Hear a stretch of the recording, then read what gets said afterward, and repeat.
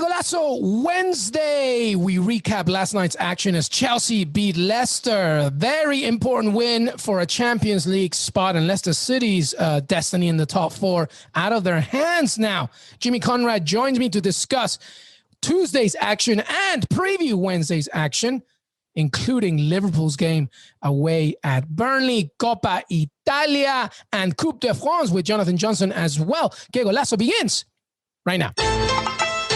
What's up, everybody? Welcome to Qué Golazo, our Wednesday show. And we have here Jimmy Conrad. Jimmy C, what's up, man? What's up, LME? I'm excited to be here because it's crunch time in all of these leagues, specifically in the Premier League, Luis. Absolutely. And what a great segue, Jimmy Conrad, because we begin in the Premier League and we're going to talk about last night's action as Chelsea take care of business against Leicester City. Just about. It was a little bit nervy at the end. It went 2-0 up, and then Iheanacho got a goal, and then there was a little bit of handbags going on for a while. But Chelsea got the job done, which means they look good for a top four spot. Leicester City, though, out of their destiny now because it all depends on Liverpool as well. So we're going to talk about that in a second. But Tottenham and West Ham are definitely out of Champions League contention. I mean, we kind of already thought that, definitely of Tottenham. But, you know, this was a big win for Chelsea. Jimmy, talk to me. Yeah, big win for them. I liked their initiative to get started. I like the starting lineup. You have Timo Werner, Mason Mount, Christian Pulisic as your front three. You've got three players that like to go at people. They like to drive the game. They don't like to sit back. They're looking to get in behind. If they pick it up, they're looking to run at you. I didn't think that Christian ultimately was as sharp in those areas that we usually see, but Timo Werner was active. You know, I mean, he got 2 goals called back. I mean, I just thought that they had that type of energy that maybe they were missing a little bit in the FA Cup final. And then the first half, honestly, it went 0-0 first half, Luis. And I thought, oh man, you just gave Brendan Rodgers from Leicester 15 minutes to get his tactics right. And they're going to figure out a way to somehow win this game when they shouldn't, because Leicester was just absorbing pressure. It honestly looked like the start of the game, looked like the end of the FA Cup final where they're just holding on for dear life. and when Rudiger scored that set piece 3 minutes after halftime, then you can see Chelsea relax and they started to play a little bit more. What a corner from Ben Chilwell, huh? Yeah, great corner and just Chelsea deserved to win. That's really where I'm going. I was actually a little disappointed that Iheanacho didn't start, that Brendan Rodgers went with James Maddison, because Vardy needs somebody to play off of in some capacity, and Maddison just drops a little bit deep, and Chelsea just had a ton of the ball. They had like 66% possession in the first half, 11 shots, even though 2 were. They were just setting the tempo, and I thought the better team won. The better team deserved to win, and even though Iosi Perez had an absolute glorious chance, he did like 2 minutes from it, doesn't look any better than that, Luis. Everybody, it's just like this, like say you're bombing forward and the ball's out wide, and you're at the top of the box, and you're I just hope this ball comes to me perfect. And it comes to you perfect. The fact that that's what happened. And the fact that he didn't get it on frame and he hit it over is really unacceptable for a professional at that level. It's what It's what I would tell my high school kids when I used to coach. Do the opposite of Fat Joe. Don't lean back. And exactly. He leaned back and it just went over. That's really funny. I'm going to steal that. Yeah, so no leaning back. But that said, I just thought Chelsea deserved to win. So that would have been a little bit harsh. But let's take that Iosi Perez that chance for a second. If he ties that, if it's 2-2, that chance could be the difference between them making $100 million by getting into the Champions League. I don't know if it's that high, but it's probably close, and not getting it, because now Liverpool have a chance. They control their own fate now, because if they beat Burnley, they're tied on points, but they have a better goal difference. And they're actually in 4th. And so now Leicester is on the outside looking in. It's crazy. It's absolutely crazy right now how much, and of course, you play out all the games. It always never comes down to one particular chance. But for the narrative that we're trying to create here, Luis, that chance could be the difference between so much money for the club and them having to settle for the Europa League. No, absolutely. And how important was that Alisson goal for Liverpool now when you think about it, right? Incredible. 100%. And also, I think the fact that there's fans in the stadium now, I think that was an extra push for Chelsea at Stamford Bridge that helped them out. But to your point, Chelsea now in 3rd place with 67 points, Leicester City with 66. But Liverpool, who play today, have just to, win and and it's only a 1-goal difference, by the way. So, like you said, Leicester City really have to now depend on other things to happen. And it's a shame, but, they got their FA Cup win. Maybe that was the highlight of their season. I just want to keep going because we have a lot to talk about here, but also Tuesday's action included Manchester United a great goal from Edinson Cavani, but it wasn't enough. Fulham got that draw as well, 1-0. Crazy on that one. Southampton losing 2-0 to Leeds United. Leeds United, Jimmy Conrad, Marcelo Bielsa gets his team, confirms a top half finish, regardless of what happens for the rest of the season. We've talked about this before. Genuine recognition for manager of the season here. 100%. And Leeds are now tied on points with Everton. And Everton were getting a lot of hype and love throughout the season. I know they've tailed off here at the end. They're above Arsenal as well. Arsenal are currently in 10th, even though they've been playing pretty well in the league. And it's just, I can't say enough about Marcelo Bielsa. And if Brendan Rodgers falls out of the top 4, and if David Moyes falls out of the top 6 with West Ham, I think Bielsa's case for being manager of the year becomes stronger. I mean, Pep obviously will be in the conversation because they won the league, but the other guys that we've been talking about a lot are now kind of dropping off when it matters the most. Now, obviously, Brendan Rodgers wins the FA Cup. That's a big deal, but that doesn't count for what happens in the Premier League. So it's interesting. It's interesting if both of those fall out of those those European spots that they were currently in. So there's a lot to play for, and very excited for Bielsa. I will say quickly about Man City, which you didn't mention. They lost 3-2 to Brighton. They did. Yep. They were up 1-0. They got a red card in the 10th minute by Joao Cancelo. If you guys see it, I don't think it was a red. That felt really harsh. Yeah, harsh last man, right? It was harsh. It was pretty harsh. Cancelo could have done better, but it still felt harsh. Foden scores right after halftime. A great goal. Great goal. And then they give up 3. Listen, Man City have given up 8 goals in the last 3 games. That gives me some cause for concern heading into their last 2, which is the last regular season finale on Sunday, and then of course the Champions League final. Yeah, they'll be fine, but I'm just saying that you still have to look at that a little bit. And then Man United, obviously they've got a big final via Real, not too near future, and them giving up a goal to Fulham. Come on, it's unacceptable. I will say though that the goal that Cavani did score, they said that Bruno Fernandes touched the ball, so he was onside. That guy did not touch the ball, and Bruno Fernandes even said it in the press conference afterwards. He didn't think he touched it either. Yeah. but amazing goal. So I'm glad it stood. Don't you just love it? You just absolutely love it. But yes, to your point, Man City losing 3-2 against Brighton. Maybe Pep Guardiola shouldn't have stayed too late singing Don't Look Back in that video. That's amazing. Love it. All right, we're going to switch gears now, everybody, because we're going to talk about Wednesday's action. Previewing Wednesday's action, I'm just going to give you a list of the games, and Jimmy will go where you want. Liverpool away at Burnley is obviously the biggest one in terms of Champions League qualification for Jurgen Klopp and co. Is that where you want to begin? Yeah, let's just start there. We'll get out some of the fun facts at this point. Burnley are winless in their last 8 at home, Turf Moor, and they've lost each of their last 3 after a 4-0 defeat to Leeds. I mean, it's interesting because Turf Moor used to be a fortress. Like any clubs, Man City, United, whoever, were going to Turf Moor, you knew you were in for it. It was just going to be a long afternoon, and they've just lost some of that stigma, that positive stigma that is around that being a tough place for teams to play. I just think that Burnley don't have anything to play for. Liverpool have everything to play for. And I know that Liverpool needed a goal by their goalkeeper to beat West Brom, another team that's been struggling this season, to kind of keep their hopes alive for a top 4 finish. And Burnley does play Liverpool pretty tight over the years. Oh, where are you going with this, Jimmy? Where are you going? I'm not going anywhere. Liverpool is going to win. I like Liverpool to win. Okay. I like Liverpool to win to 0. I think they actually will lock things down defensively, plus 120. I like Liverpool to win both halves. It's really important for them to score first, obviously, but to score early. It's going to take some pressure off, and then they can kind of relax. And as the game opens up and as Burnley has to do something and stretch a little bit, I think they'll tag them for another one in the second half. I like a 2-0 one. But I'm also looking at Liverpool 1-0 up at half, exact scoreline plus 230. But Liverpool to win both halves is plus 150. So these are the kind of things that I'm looking at. I like Liverpool to win this one. Burnley, I just haven't seen enough from them. And they give up a lot of goals right now. It's just been ugly for Burnley in a lot of different ways. And I don't know how you're feeling about it, but no, I agree. I think they're picturing their little drinks with the little umbrellas. I think they're ready to just take that vacation. Do you see Mohamed Salah as the first scorer, maybe? I could potentially see that. Sadio Mane's due as well, but I've been saying Jamie Vardy's been due for I don't know how long, and he can't seem to find the back of the net. In January, though, Burnley did beat Liverpool 1-0.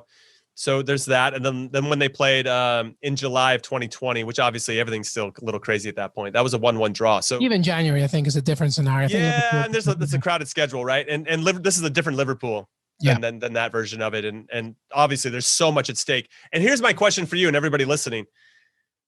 Do you think this would go down as one of Jurgen Klopp's greatest accomplishments if he ends up finishing top 4, despite all the stuff that's going on with the team with injuries and obviously in the personal life of him and Allison and probably other things that we're unaware of for other people? I think it'd have to be up there. And I hope somebody asks him that question, because I would really like to hear his genuine response to just getting top 4 and how important that would be. I don't think you can compare it to winning Premier League after 30 years with Liverpool and for them not to do it, and the Champions League and all that, but it's got to be close, because this has been something special. If they turned it around. I mean, the last couple of months have been pretty remarkable for them from a domestic standpoint. If I was a gambling man, I would say that he would say, honestly, I wouldn't be surprised if he was ever asked that question and he said, honestly, it's bigger because of just everything that happened. Obviously, it's not bigger than winning the Premier League, but to your point, all the things that have happened to Liverpool this season, tremendous, beginning with the Virgil van Dijk injury, then more injuries, Joel Matip and it's just been insane, absolutely insane. So you have to, and the fact that Alisson's scoring as well, it's just ridiculous. I mean, this game of ours really never ceases to surprise us. And I will go with that 2-0 for Liverpool for the sake of my fantasy, because I'm so behind first place just by a little bit. I want Mohamed Salah to get those goals. I captained him, so I really want it to happen. But I will go with a 2-0 Liverpool. I think that's a good bet. And maybe Mohamed Salah to score first. Okay, Mohamed Salah to score first is plus 225. And that 2-0 exact score line is the favorite scoreline on William Hill, plus 650. There you go. I went with 1-0 exact scoreline, first half only, plus 230. And I do like Liverpool to win both halves. I just think they're really going to put a lot of pressure. I get the sense, if you guys watched the Leicester-Chelsea game, it's going to look a lot like that, like super one-sided. Chelsea, it's just a matter of whether Liverpool can finish. I think they've been a little snake bit this season, not taking their opportunities, and that's why they even find themselves in this position, just fighting for the top 4. But they must be absolutely loving life that it's all kind of fell into their hands at this point, and they have to beat Burnley away, who haven't been good, like we mentioned, and then Crystal Palace on the last day at home. But Anfield has been a struggle for them. They haven't necessarily killed it at Anfield. However, with fans coming back in, maybe that'll be the difference. Yeah, I mean, it'll be interesting. Roy Hodgson's last game for Crystal Palace as well, as he leaves. A lot to discuss. All right, other games, by the way. Everton host Wolves, Newcastle host Sheffield United, Tottenham against Aston Villa, Crystal Palace against Arsenal, West Brom against West Ham. Where do you want to go? Really the only one I have a ton of interest in. Obviously, I want to see how West Ham perform, because they're still in the conversation. They're tied with Tottenham on points. Everton, they're still hanging around. They got that outside chance, maybe for a Conference League spot, which is the third tier now of European football moving forward. I really like Tottenham, Aston Villa. And I say this because not only because Tottenham has to play Leicester on the last day of the season, which could be immense in its own way, just with Harry Kane and that being leaked at that point of the season with 2 games left to go. I can understand why Daniel Levy in the front office for Spurs are pissed that got leaked. I mean, there's already been enough stories around it, but for it to drop of this magnitude at this point in the season is interesting timing. And whoever made that decision, I don't know. So I'm kind of curious to see how he responds to that news being out there while there's now pressure on it. The spotlight is heavy and as hot as it's been. And how his teammates and coach respond to him. He's good friends with Ryan Mason. He's known Ryan Mason for I don't know how many years, and he kind of undermined Ryan Mason here. So it's interesting to see how that's going to go. I do think that Harry Kane's going to perform well. Obviously, he's trying to get out of the club. He still wants to perform well, and I don't think he'll be a drop-off. I think he's a top pro, but it could be a distraction. It's the only thing I want to say. And you know this with regard to Villa, they've only one win in their last 7. They lost their last 6 against Spurs. Ryan Mason has won every game at home as an interim manager. And obviously Spurs are trying to solidify their top 6. And they have fans back as well. Fans back. And I mean, also there's another, I love all the little narratives that we can find, because it does add a lot of intrigue and weight to the whole situation. Of course it does. But Spurs need to finish at the very least in the top 6. They're trying to attract a manager to come take them. Yep. What manager is going to take over that wants a project where at least they don't have a little taste of Europe, So I don't know if they'd get as big of a name. So I don't know. I think there's a lot of stuff here, and I love it. I love digging in and finding these stories, because I think there's a lot of meat there. 100%. I mean, the Tottenham Villa game, for obvious reasons, is the one that I'm looking at. But I think Harry Kane's going to be up for this one because he's going to be like, look, I don't care what's coming out of the news. I'm Harry Kane.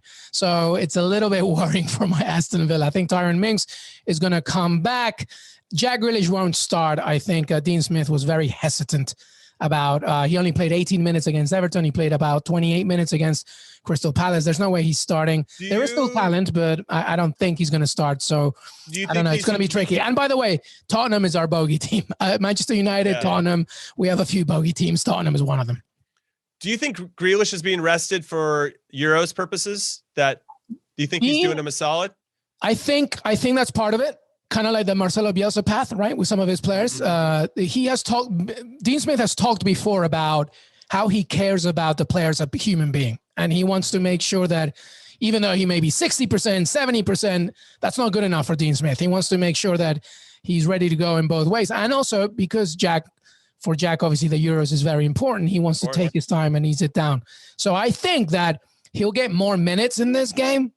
Right? Probably 35, maybe even come at halftime, depending how the game goes, and then possibly start at home to Chelsea in the final game in front of the fans, etc. But we'll see. We'll see. Yeah, it's interesting. Well, my bets are all kind of leaning towards Harry Kane showing up as well.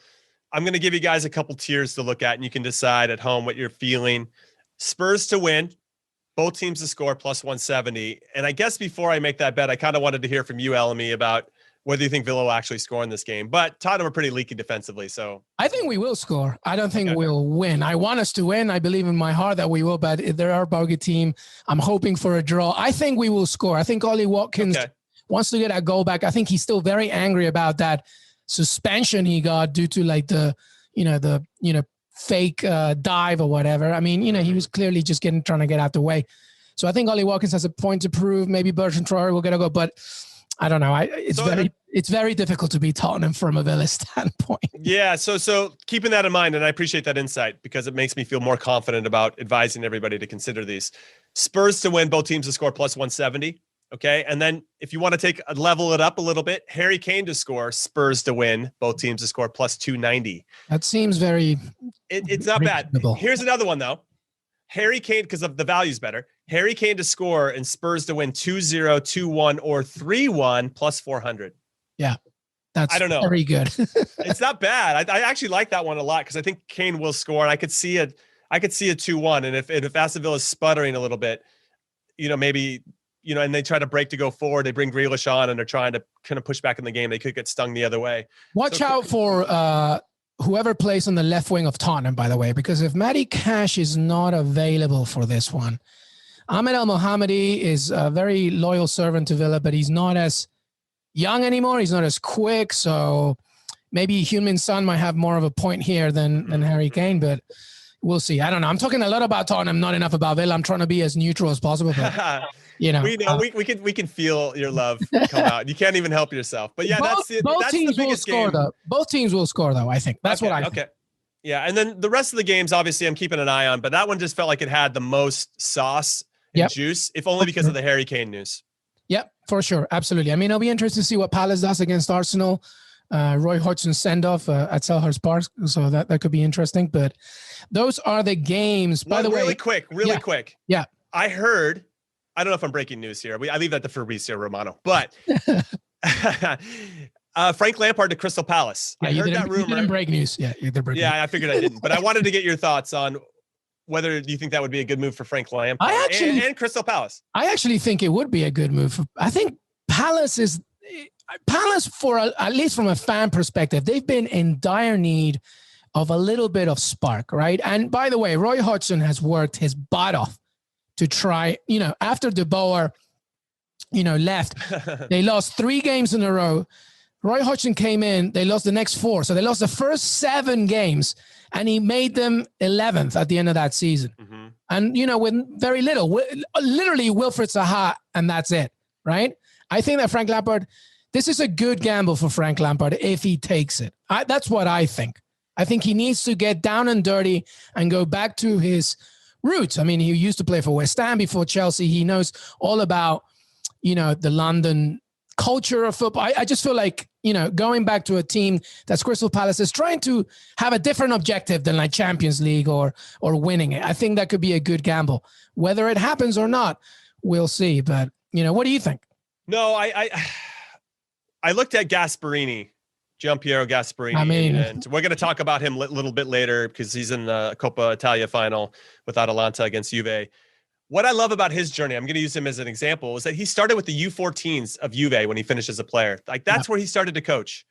And then he had that for a couple of years and he moved his way up and he didn't skip any steps. And I think Frank Lampard did himself a disservice. I think Andrea Pirlo, to use his counterpart, even more so.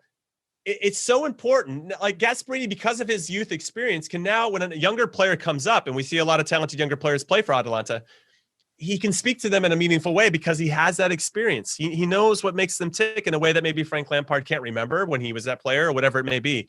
So I think Crystal Palace is a nice spot for him. I don't know how the West Ham fans are going to feel about it since he was one of theirs for a little while, and Chelsea as well. And now he's like this with this other London club. But I do think it's a nice spot for him to not be under the spotlight so much and allow him to kind of grow as a manager. So I like the move a lot, and I'm curious to see how he does and if he takes it. Yeah, no, I agree. I totally agree. All right, so we're going to come back with Jonathan Johnson. We're going to talk Coupe de France and Coppa Italia. But before we do that, Jimmy, is there anything else you wanted to talk about? I mean, Pachuca's playing Cruz Azul later today. No, I know there's a lot of Copa Libertadores stuff going on, and the one that I had my eye on was, I forgot. I had it all queued up. But I just wanted to say, with regard to Copa Libertadores, it is the Champions League of South America. It is an incredibly great competition. And I think that people should tune into it if they can. Absolutely. Plenty of action. But I completely lost. Like, I was so immersed in Premier League. I was not ready for the pivot. I know. I threw something out of left field. That's all right. It's all right. It's all good. Hey, but listen, when we come back, Jonathan Johnson, and we'll talk the rest of Europe, including Coupe de France and Coppa Italia. Qué Golazo. We'll be right back. Hey, everybody. Welcome back to Qué Golazo, our Wednesday show. And we welcome Jonathan Johnson, JJ, live from his brand new office. JJ, what's up, man? Yeah, not much, man. Well, obviously, apart from the change of background in the new place now. So very happy about that. Well, very happy to have you. Jimmy, happy too. We're going to talk. Jimmy's always happy, man. I'm always happy. Look at this. Yeah, that's true. Exactly.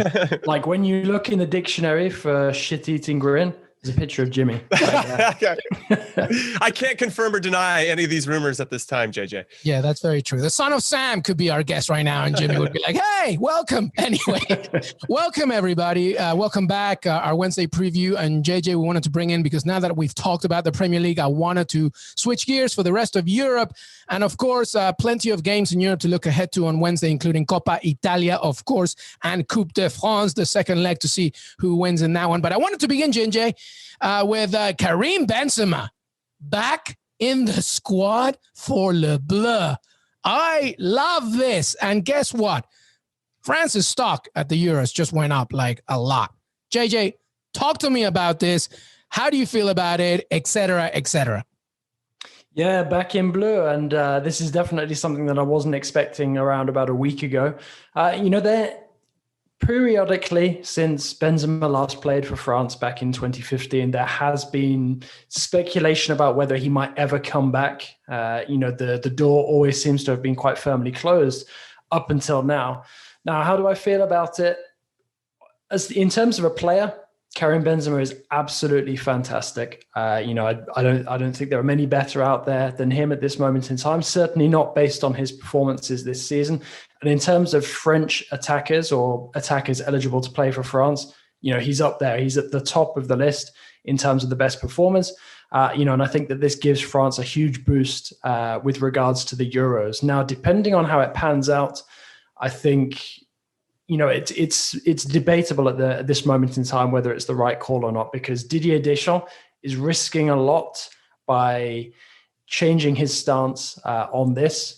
And I think it has the potential to pay off greatly for him. If France win the Euros and he's recalled Benzema and Benzema plays a key role, he's going to look like a genius. But if France don't win the Euros. There's going to be a lot of questions asked about whether Deschamps has undermined himself in bringing Benzema back. And this has the potential, to potentially derail all of the progress that he's made. France are world champions at this moment in time, and the hope is that they'll be able to add the European crown to that world crown. But the knives will be sharpened now because of this decision. I mean, it was always going to be a tricky scenario for Deschamps coming into this competition, especially when you're leaving out somebody of Karim Benzema's caliber. So assuming that, Benzema does make the final cut of the squad, which you'd assume the fact that he's already there, he is going to be going to the Euros. It's now going to be really interesting to see how he gets reintegrated because, a lot has changed since Benzema last played for France. A lot of players have come and gone. But obviously there are certain individuals still in that group who might feel that Benzema's return was not the right call. But I think if you're basing this decision solely on playing merit, Benzema has to be there. Yeah, 100%. Jimmy, talk to me about this. How do you feel about Karim Benzema back with Le Bleu? I just think that his display this season in particular, 29 goals and 8 assists in all competitions, makes it undeniable that you have to bring him in. I mean, if you're comparing him to Olivier Giroud, and I know Benzema likes to compare himself to Olivier Giroud, and the fact that Olivier Giroud is a go-kart and Karim Benzema is a F1 race car, which I think is hilarious. I just think he's taken a lot of shots at this point at either Deschamps or some of the other players on the team, or even if those players don't get involved, they're probably friends with players that do and are on part of the core. That said, like, his stats are so good. If you don't play him, or if you don't take him and the team doesn't do well, I don't think Deschamps, I don't know, I want to hear from JJ, but I don't think he can win as a manager. If he doesn't take Benzema and they don't do well, everybody's going to call for his head because he didn't bring Benzema. And then if he brings Benzema and they don't do well, like, why did you bring Benzema? So I actually feel for Deschamps here a little bit. I will say, though, with him and the team, it takes a lot of pressure off of Griezmann and Mbappe to have to be the potential number 9. Those guys can run off of Benzema's shoulders. And imagine Benzema, with all due respect to Asensio and Vinicius and Rodrigo and Eden Hazard at Real Madrid, when he's looking around playing for France and he's got Mbappe on one side and Griezmann on the other, that's going to make his job a lot easier and ultimately will make their jobs a lot easier. So I like this addition a lot. I think despite his mentality, if he comes in with the right attitude, and I think being shunned for 5 years should hopefully give you some slice of humility. I don't know Benzema enough to know how much humility he actually has, but he's played well enough to warrant this. And I think it's a good inclusion because it gives France so many different looks. And obviously he's playing extremely well right now. Maybe one of the best number 9s in the world, if not the best. Yeah, well, 22 goals in La Liga. And to your point, now that he has Kylian Mbappe on one side, Antoine Griezmann on the other one. I mean, listen, I'm just a neutral here, but I love this. And yes, I agree. Deschamps definitely is going for a little bit of a gamble here, but it's not, come on, everybody. Let's remember, I'm sure that they've had conversations before this decision, and they've probably maybe, cemented what's happened in the past. But, granted, the drama does come with it. But what if this is a win and France suddenly now become the most dangerous team in the Euros, JJ? Yeah, I mean, I do think that is a major possibility. Like Jimmy said, it depends a lot on Benzema's attitude, what sort of mental mindset he brings to this camp. But, if he does bring a bit of humility, does look to just keep his head down and show what he can do on the pitch, then, that is a massive boon for France, because one of the big concerns about the French side coming into this Euro, aside from the fact that they've been very sloppy, very sluggish over the last sort of 12 to 18 months, and there's question marks about their strength, notably in the fullback positions, there's also the big concern about the fact that there's no real out-and-out striker who's, in form in front of goal at this moment in time. Yes, Kylian Mbappe, is on a rich vein of goal-scoring form, but he's not played as an out-and-out striker for France, and it's a lot of responsibility for him to put him in that role with no sort of backup. Giroud, who, as much as he's served Deschamps very, very well over the years, he's barely playing at this moment in time. To ask him to be ready to lead the line, over a tournament like the Euros, especially when there's an expectation that France will win the title and go on to add that to their world crown, that's a lot to have to deal with. And I think that, Benzema has played his way back into contention. He's just too good at this moment in time to rule out. And it's not just the goal scoring, it's the goals that he's laid on as well. He's nearly into double digits for assists in La Liga this season. And that just goes to show, how much he'd be able to add to this team, because it wouldn't just be him putting the ball in the back of the net. It's him bringing others into play, as Jimmy's mentioned, Griezmann, Mbappe, and it gives France another option up front. I'm not sure how this is going to work out for France long term, because I don't know how much Benzema has left to give. But if this works out well in the Euros, France are very well set to defend their world crown next year as well. Yep. Well, I have 3 other teams at Euros, Jimmy. I know that you want to chime in. I have 3 other teams in Euros: England, Belgium, Italy, and now France, I think, as well. Jimmy, what do you think? Wow. Show some respect to Portugal. That's where I'm going to start. I know. Yeah. I am going to, they're so deep. That group though, France, Germany, and Portugal in the same group, right? Oof. Yeah. It's nice. It's tasty. I'm here for it. I look forward to the Euros. I did want to say though, I liken Benzema coming back into the France team very similar to what Sweden did with Zlatan. Now Zlatan got hurt, but you're bringing back somebody that has a lot of experience, elevates the games of people around him, assuming, as we've mentioned a couple of times, if they have the right attitude and mindset when they walk in between the doors and put the jersey on.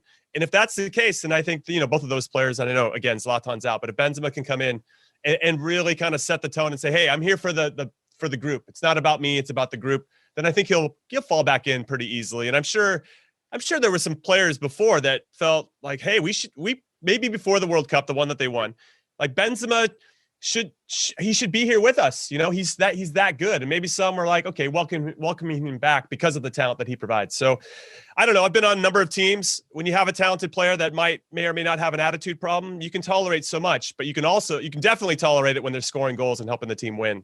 And hopefully, that's ultimately the plan from Deschamps. So we'll see if that works out.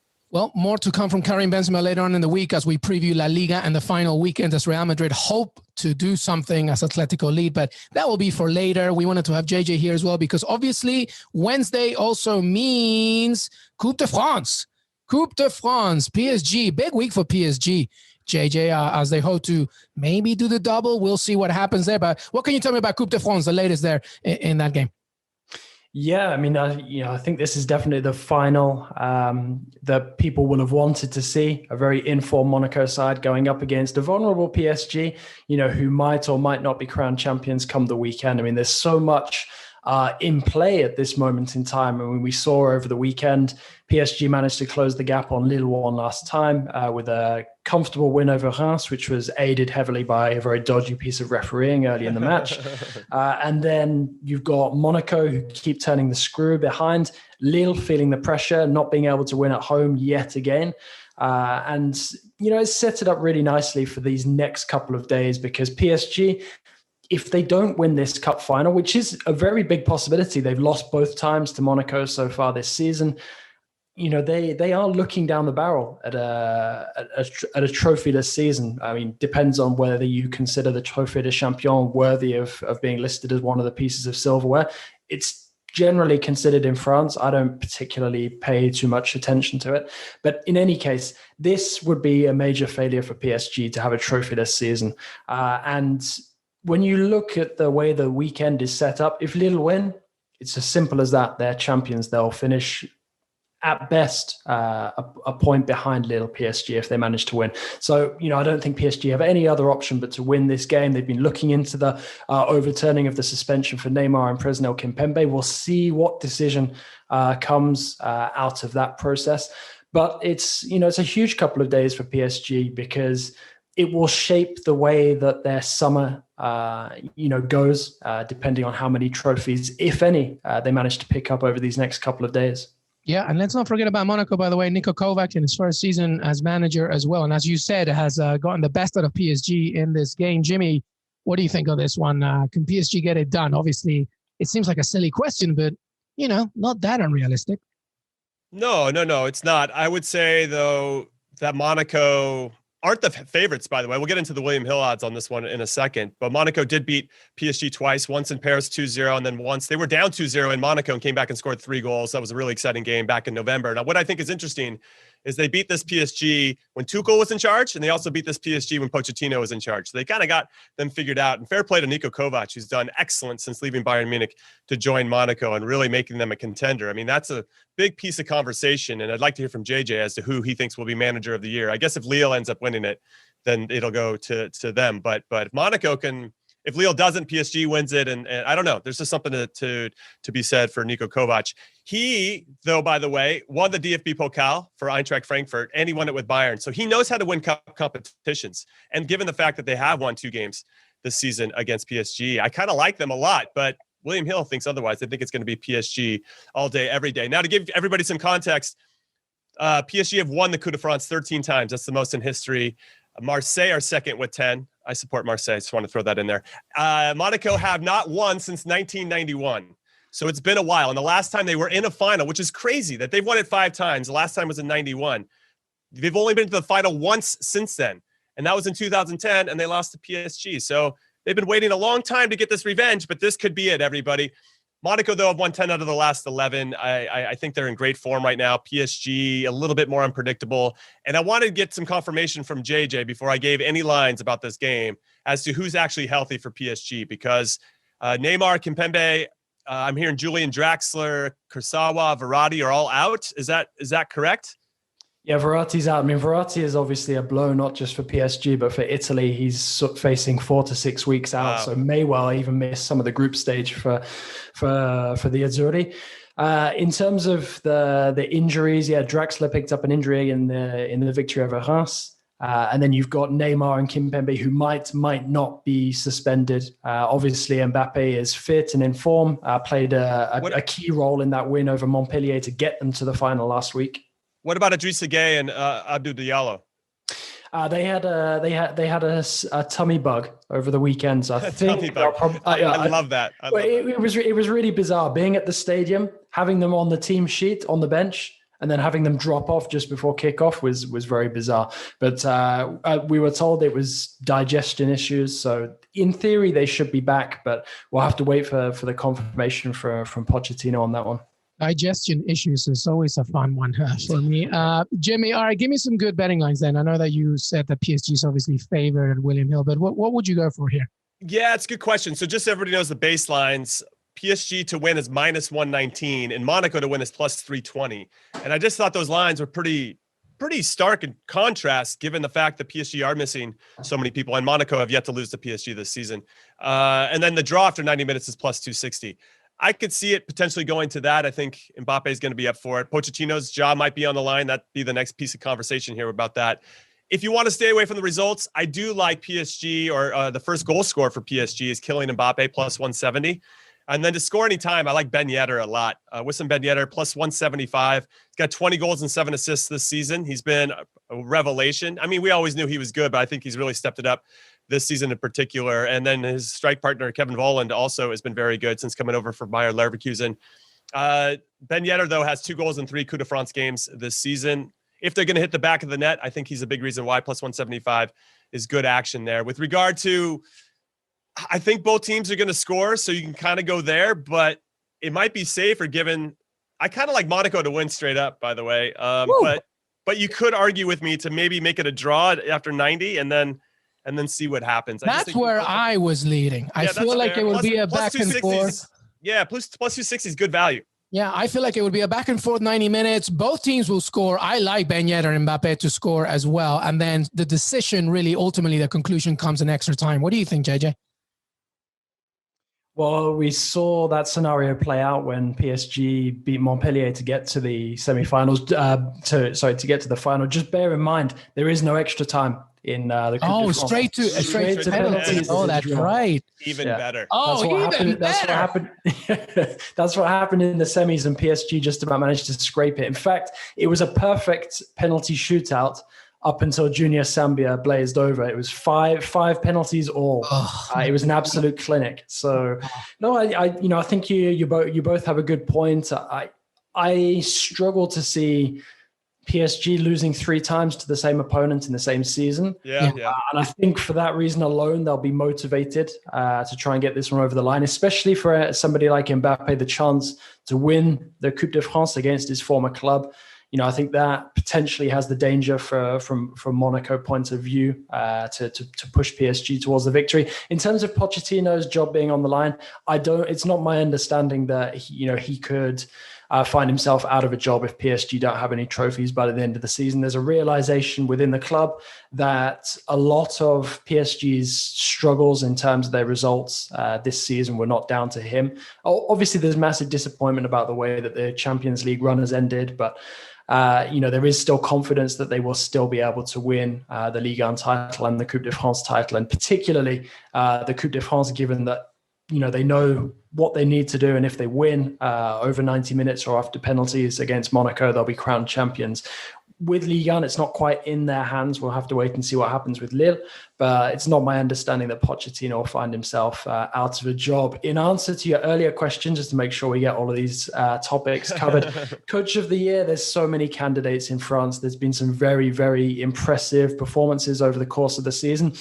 I think Kovac is definitely up there. The one thing that I would say about Monaco is that you're only as good as your sporting director at that club. It's always extremely important for the project when you've got somebody, with the capable set of hands shaping the squad. And I think Paul Mitchell's done an absolutely fantastic job and deserves as much credit as Kovac. For me, it's assuming that Lille do go on and win the title. It's hard to see past Galtier. Mm-hmm. But, I do think that there are other deserving candidates as well. You look at how Lens have done, newly promoted under Franck Hez. It looks like they're going to fall short of qualifying for Europe, which is a shame. But up until now, they've also done fantastically. So I think, those three would be my picks for the best coaching candidates. But I think if Lille win it, it'll be Galtier.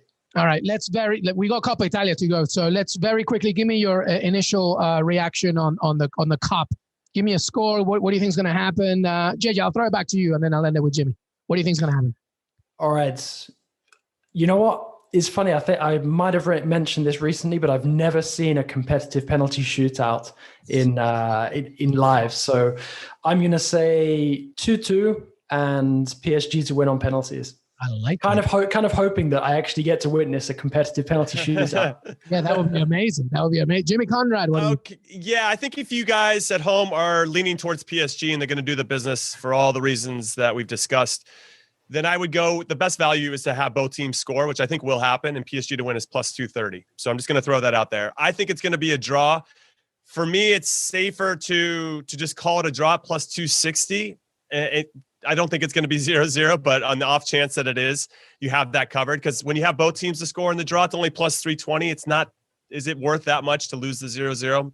So it's up to you to decide how you want to go there. But I agree with JJ. I think it's going to go to penalties and then it's a coin flip. It would be cool to see Niko Kovac do something and see Pochettino sweat a little bit. But I just think that's going to force PSG to actually look at their roster in a more meaningful way, because I just don't know if they're as balanced as they need to be, especially in the back line. I mean, I like some of their players, but they could upgrade in some areas for sure. All right. So you see a draw, penalties, but Monaco winning. Yep. All righty. Well, I'm going to go with the draw, penalties, PSG to win it. We'll see what happens. But, we will see. It's a conflict once it gets to PK, so you never know what could happen. But let's hope that it goes to that so JJ can have a nice evening as well. All right, let's talk Coppa Italia.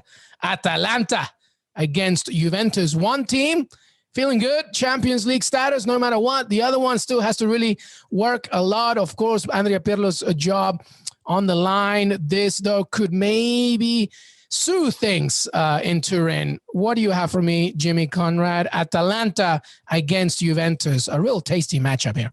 It's really tasty. I'll give everybody some context and a bit of a refresher. Atalanta beat Napoli in the semifinals, 3-1 over 2 legs. Juve defeated Inter Milan 2-1. In leg 1, they won 2-1 and then held on 0-0 in Turin in leg 2. Atalanta are unbeaten against Juve since 2019. Take that into consideration. However, the only major trophy in Atalanta's history is winning the Coppa Italia in 1963. Woo! But they got to the final 2 years ago, whereas with Juve, they have won this trophy 13 times, with the last time being in 2018, the season before Mr. Cristiano Ronaldo showed up. Interesting that they can't win trophies outside of the Scudetto when this guy shows up. Now, Atalanta are on the cusp of their highest ever finish in Serie A if they can hang on to second.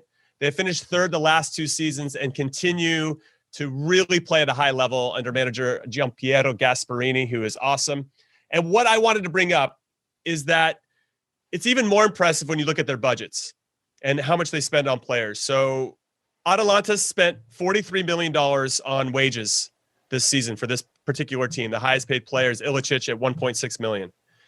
Juve, their opponent, spent $236 million on their player wages, the highest player being Mr. Cristiano Ronaldo, $31 million. And Atalanta are the favorites to win it. I mean, that's remarkable what Gasperini has done and what I'm sure the sporting director and the whole club has done. They have a big emphasis on their youth academy. They're rated, I think, the 7th or 8th best youth academy in all of Europe, behind Barcelona and PSG and Real Madrid and who else? Lyon and Rennes and Valencia. I mean, they just have so many players that come from their academy that end up playing in the top 5 leagues in Europe. It's very, very impressive. So shout out to Atalanta for so many different ways. They are truly an Cinderella story. So I would like them to win this. And I love Andrea Pirlo. He's our Lord and Savior, of course, or at least mine. And I think he's going to be done. I don't even know if it matters if he wins this or not. It would help, of course, but I don't know if it's going to matter. I actually think, and I want you guys' thoughts on this as we kind of transition to a little Madrid talk, but I think Zinedine Zidane's leaving Madrid to go to Juve.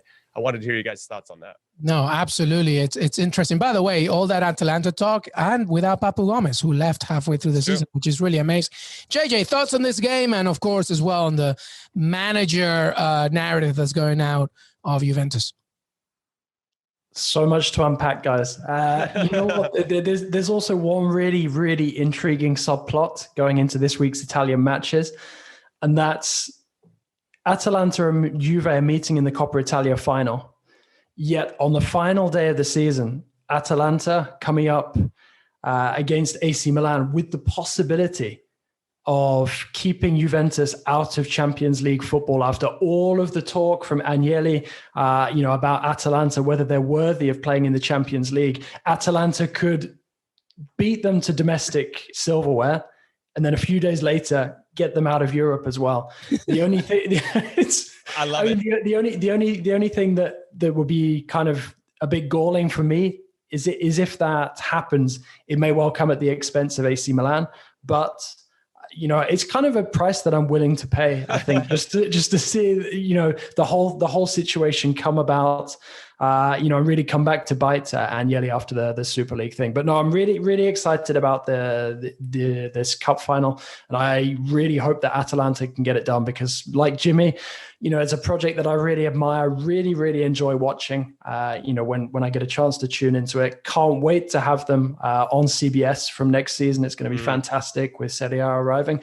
And I really hope that Atalanta can continue to build like this because it's such a well-run project, deserves all the praise that it gets, and the fact that they're considering where they were a couple of months ago and they're now on the verge of bettering last season, it's just phenomenal.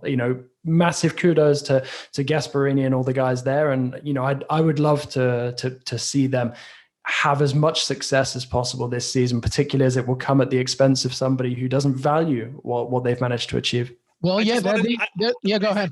I just want to jump in really quick and say, all I heard in all those words that JJ just said is JJ wants to stick it to the Super League teams. That's all I heard. That's actually trying to stick right into the Super League teams. No, but that's actually where I was going. They are actually the absolute antidote to the European Super League. Exactly everything right. So with that being said, all right, very quickly, Jimmy, give me your betting tips and prediction, and then I'll go to JJ. So William Hill, coin flip time, everybody. Plus 150 for Atalanta to win straight up. They are the slight favorites. Plus 240 is the draw. Plus 170 for Juve. I've never seen this before on William Hill where both teams to score and the draw is the favorite line at plus 300. I'm going to go with another draw in a cup final. I think that's what's going to happen. I think Juve will have enough to and then from there, I don't know what's going to happen. Obviously, anything can and will happen probably in extra time if they even have extra time and go to penalties.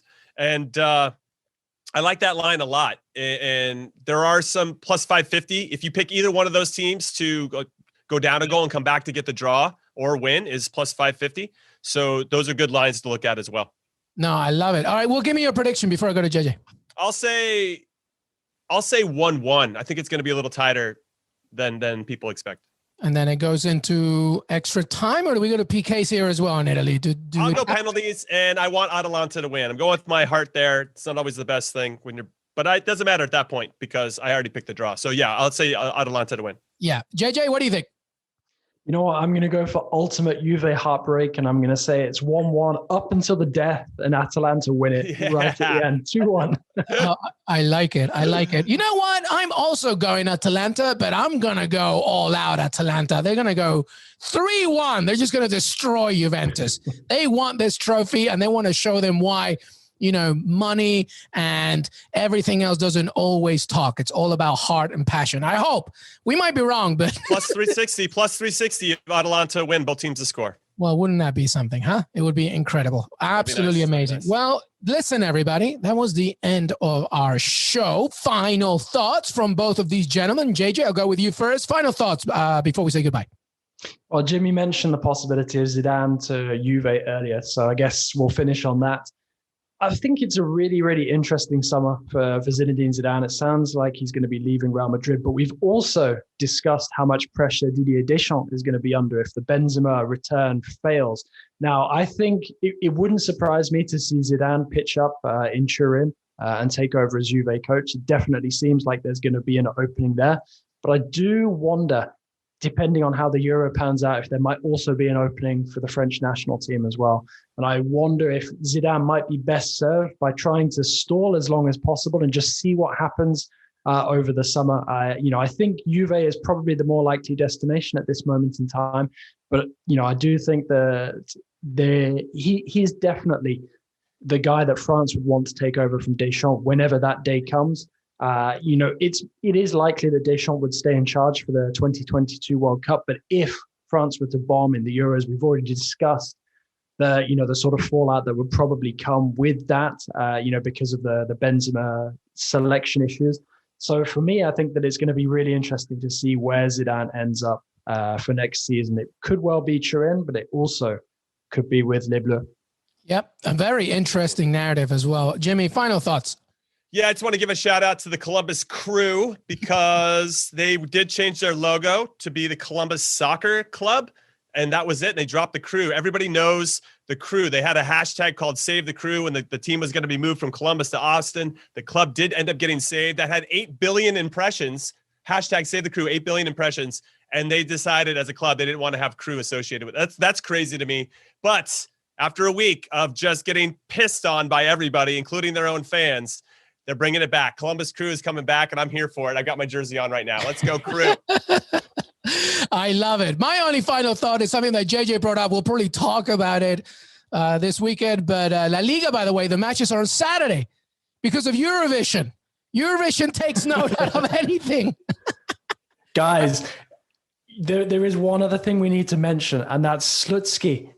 Back doing his thing again, dancing, singing. I don't know if you guys, if any of you listening have seen Rubin Kazan's celebration of qualifying for the Europa Conference. It again? If you haven't, you've got to check it out. It's incredible. He did it again. He just continues to deliver. And one final thought.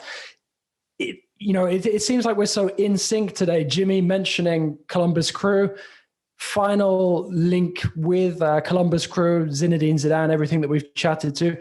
International Champions Cup a few years back, I was sent to Columbus on a former work mission. And who did I bump into in the stairwell in the Columbus Crew Stadium going to the press conference? None other than Zinedine Zidane. Can you imagine if Zidane comes to MLS? That would be kind of fun, huh? He's too cool. He's way too cool. Wow. That'd be amazing. Zidane and MLS. I'm here for it. He'd go to Inter Miami, though, I think. Yeah, that's true. That would be incredible, though. All right. Well, Jonathan Johnson, thank you so much, brother. Thanks a lot, guys. Always a pleasure and looking forward to the next time. Jimmy Conrad, thank you, man. Love you guys. Thanks for listening. Hey, everybody. I want to thank Jimmy Conrad and Jonathan Johnson for joining me today. Don't forget to follow us on Twitter, Qué Golazo Pod. Listen to us on Apple Podcasts, Spotify, Stitcher. Watch us on YouTube as well. And we're on CBS Sports and your CBS Sports app. Have a great rest of your day.